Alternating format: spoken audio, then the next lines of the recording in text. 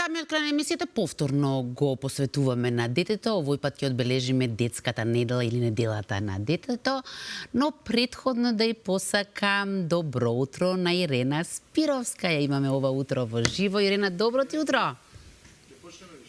Добро утро, Искра, поздрав до тебе, поздрав до гледачите на Добро утро секој утро на телевизија Алфа. Се наоѓам во книжарницата на Просветно тело во центарот на градот. Причината веќе им ја откри на нашите гледачи, ја одбележуваме детската недела, во рамки на која се одвиваат голем број активности ширум земјава. Токму на оваа тема утринава зборуваме со Ксенија Маказлиева Трајчева. Добро утро. Добро утро, поздрав до сите што се со нас ова утро. На 5 октомври беше одбележан денот на учителот, што практично беше еден вовет за детската недела. Беа доделени и наградите на најуспешните просветни работници, а само што завршија тие активности, продолжија активностите посветени на децата во рамки на детската недела. Што се случува во склоп на овие активности и на кампањата? Во повод 5 октомври, како што кажавте, во соработка со Сојузот на просветните работници на Македонија беа доделени признанијата на најдобрите наставници, секако со подршка на просветно дело како и секоја година, но најдобрите и сите наставници во државата продолжуваат да работат со своите активности и програмски цели. Детската недела или недела на детето се одбележува секоја година во првата полна недела на октомври. Значи тоа е токму оваа недела. Каде и да влезете денес и утре и задутре до крајот на неделата, во сите училишта имате активности. Акцентот е ставен на запознавање на правата на децата, но и нивните обврски. Бројни активности, децата од градинките дружат со децата од училиштата и обратно, многу хепининзи се случуваат по градовите, се со една единствена цел да се посвети должното внимание и љубов на неговото височество детето. По повод неделата на детето организирани се и посети на останати градови основни училишта, па токму задутре, односно четврток, ќе имате една интересна активност. Да. По повод детската недела се организираат бројни активности, меѓу кои се посветува внимание и убаво пишање збори на писателите за деца, кои што се гости во библиотеките во училиштата. Ете едно такво гостување на покана од библиотеката Гоце Делчев во Штип. Ќе имаме една убава интересна работилница со првачиња. Тие имат еден инфобус, така наречен, со помош на кој библиотеката ја доближуваат до оддалечените места во околината на Штип. Значи, стој инфобус, што е всушност библиотека на Тркала, се посетуваат дечињата од школите, училиштата, односно кои што се подалечени од библиотеката, како во градот, така и надвор од него, така што во четврток во 9 часот започнуваме со работилница во Димитар Влахов, со првачињата, со мојата книга Првачиња ета и Владко дете сладко. Потоа продолжуваме во просториите на библиотеката, каде што ќе ни се придружат учениците од Централното основно училиште Ванчо Прке, така што еден ден исполнет со активности, со читања, со интеракција, се со една единствена цел, нели, да се доближи книгата и убаво опишаниот збор кон дечињата. Имајќи во предвид дека освен што пишувам за деца, јас го уредувам исписанието Росица, кое што е наменето токму за првачињата, значи ќе имаме, така да речем, дупло дружење. Ќе се запознаеме и со концептот на Росица, но и со она што значи убаво напишан збор. Знаете, во литературата за деца е многу важно какви прилози ќе им приложите на децата, затоа што сега се градат, нели, критериумите за она што значи квалитетна книжевност за деца и од естетски и од книжевен карактер, и токму затоа се овие активности да го доближиме убавиот критериум, да децата знаат да одберат, но и родителите секако да им го понудат на децата тоа што е најквалитетно за нив.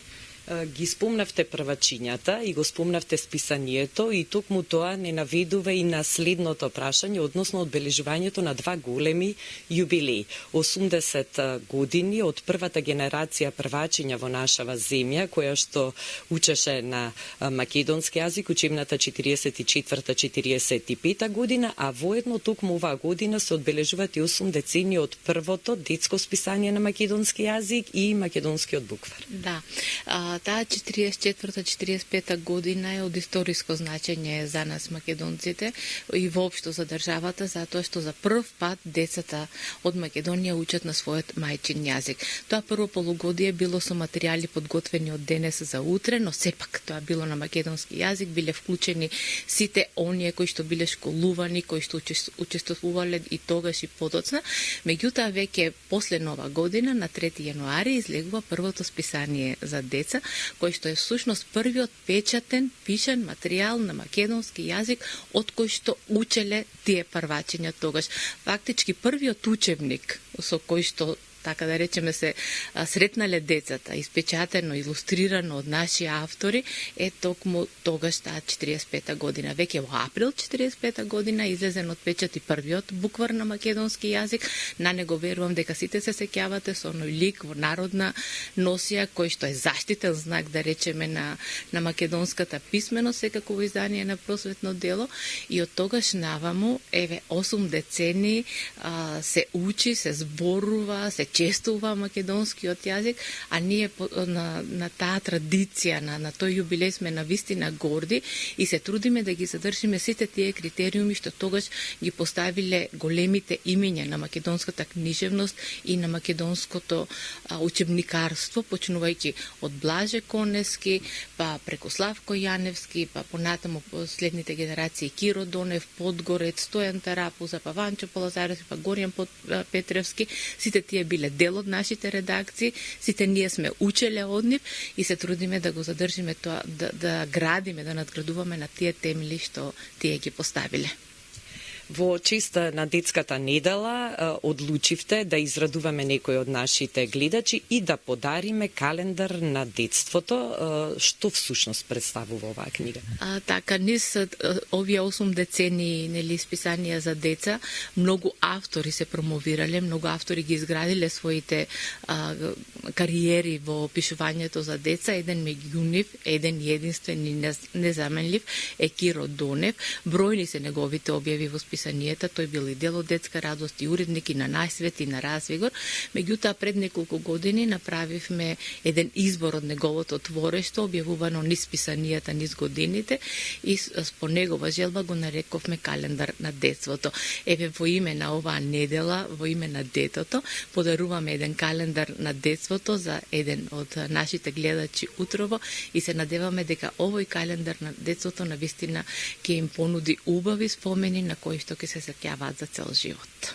Ксенија, ви благодарам за одвоеното време, за соработката, а ете нашите гледачи нека го завртат телефонот, нека се јават во режија и ќе ги израдуваат своите најмили со оваа прекрасна книга календар на детето. Потикнувајте ги децата да ја сакаат литературата, да учат и трудете се да поминувате што повеќе време секојдневно со нив. Искра? Ирена, ти благодарам и тебе, поздрав и до Ксенија.